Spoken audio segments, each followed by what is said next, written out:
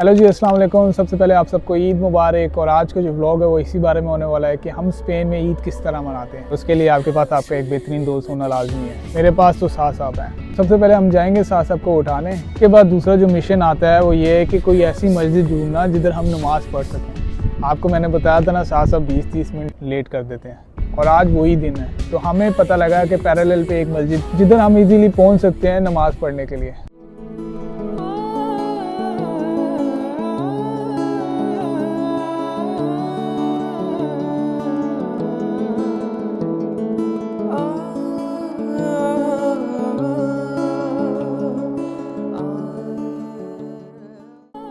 और ईद पे सबको अपनों से गले मिलते हुए देखकर आपको अपनी फैमिली की याद आती है।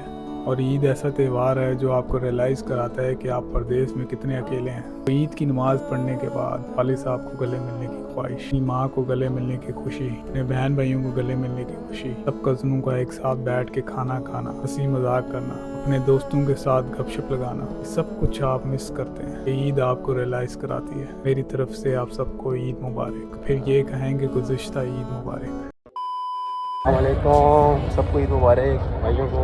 और नमाज़ पढ़ने के बाद सबसे पहला जो ख्याल आता है वो नाश्ते का आता है। नाश्ते के लिए आपको जाना पड़ेगा अली डोनर के पास। अली डोनर के पास जैसे ही आप पहुंचेंगे उनको बोलें एक बेहतरीन सा नाश्ता लगा दें। तो नाश्ते में चने छोले और साथ गरम गरम नान हो जाए।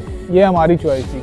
आप करना चाहें तो कुछ और भी कर सकते हैं। तो अंडे छोले का पहला नवाला लेते साथ ही आपको पाकिस्तान की याद ना आए तो आप मुझे बोलना। अब पाकिस्तान की याद आ गई है तो एक बेहतरीन से साथ लस्सी भी ऑर्डर कर दें। मैंने तो लस्सी की थी, साथ से अपने चाय की थी। ज़रूरी नहीं है, करना चाहें तो आप कर सकते हैं। और हाँ, ईद पे अगर मीठा ना हो तो ईद फिर किस काम की। तो हमने कर लिया था, लेकिन मसला सारा आता है कि इसके बाद हम लोगों ने जाना है ड्यूटीज़ पे। अब जो बाहर आउट ऑफ कंट्री रहते हैं वो इस बात से रिलेट कर पाएंगे कि आपको ईद की नमाज़ पढ़ने के बाद जाना पड़ता है ड्यूटी पे। वहाँ हो जाता है थोड़ा सा काम ख़राब। और मेरे लिए तो ये है कि मैंने व्लॉग बनाना था। चलो कोई नहीं, रात का भी हमारा प्लान है, तो लेट्स सी।